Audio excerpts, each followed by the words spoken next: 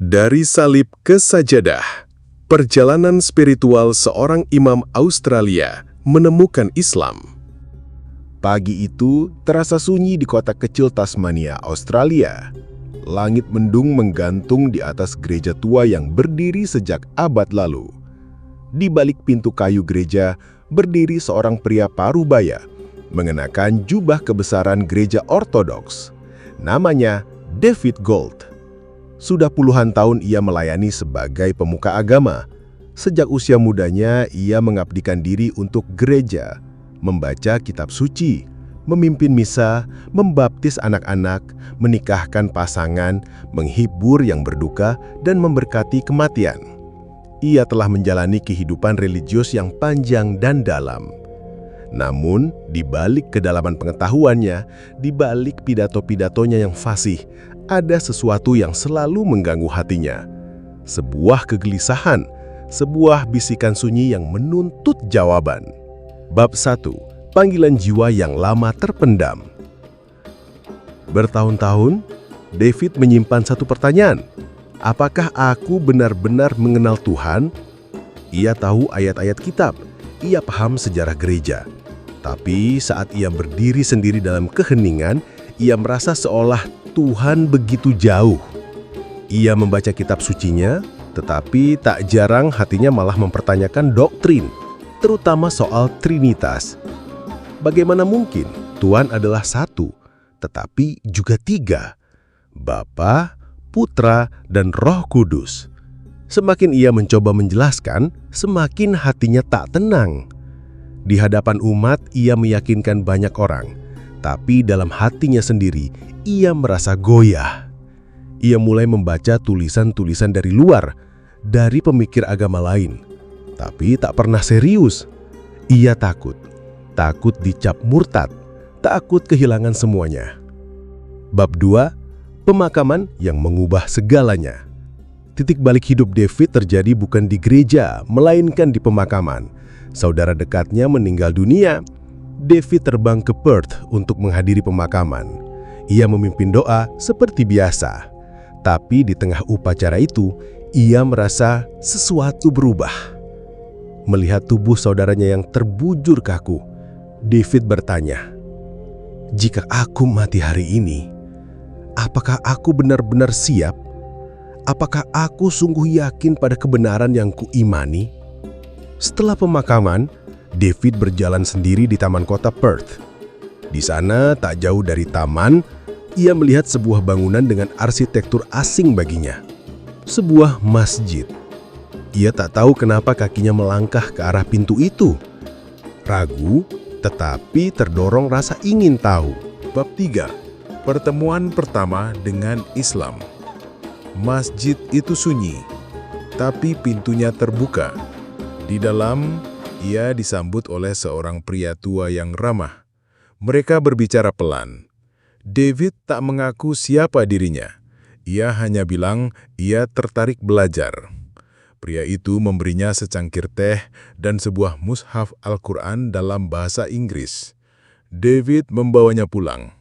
Malam itu, di kamar hotelnya, David membuka lembar demi lembar Al-Quran. Ia tak menyangka buku itu terasa langsung berbicara padanya. Bab 4. Dialog yang mengguncang jiwa. Surah Al-Ikhlas membekas dalam hatinya. Katakanlah, dialah Allah yang Maha Esa, Allah tempat meminta segala sesuatu.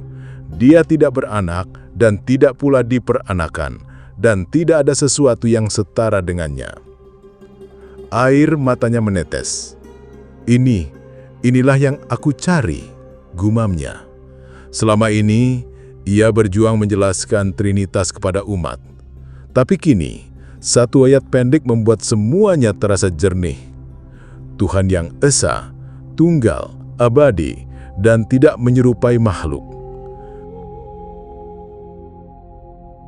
Bab 5. Dari keresahan menuju kepastian. Hari-hari berikutnya, David membaca lebih banyak tentang Islam.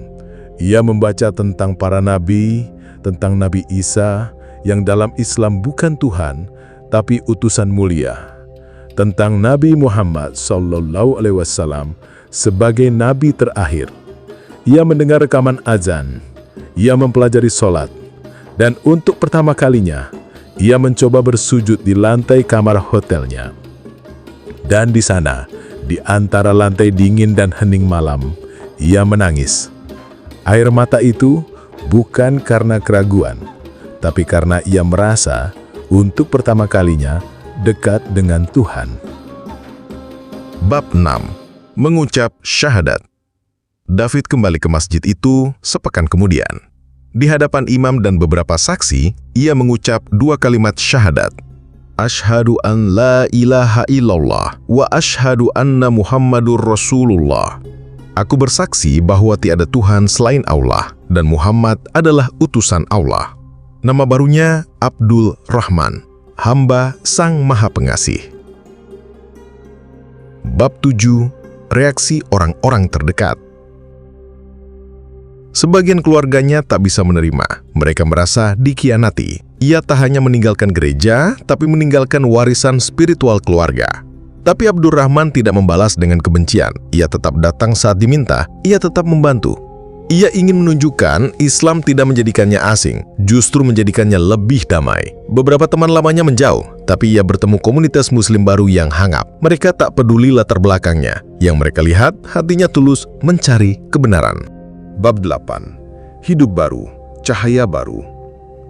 Kini Abdurrahman hidup sederhana di Tasmania. Ia tidak lagi berdiri di mimbar gereja, tapi ia berdiri lebih kokoh sebagai seorang muslim.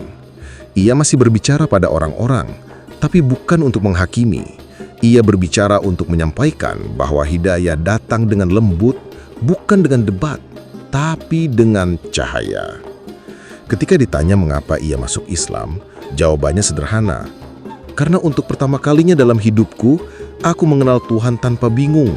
Aku menyembahnya tanpa keraguan, dan aku mencintainya tanpa batas. Penutup.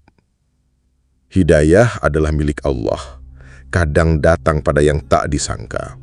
Seorang imam yang berdiri selama puluhan tahun di altar gereja akhirnya bersujud di hadapan Allah dengan damai. Abdurrahman adalah bukti bahwa pencarian tidak mengenal usia, tidak mengenal profesi, tidak mengenal latar belakang. Ia bukan mualaf karena debat. Ia bukan mualaf karena tekanan. Ia mualaf karena Al-Quran berbicara kepadanya dan tauhid menjawab kegelisahannya.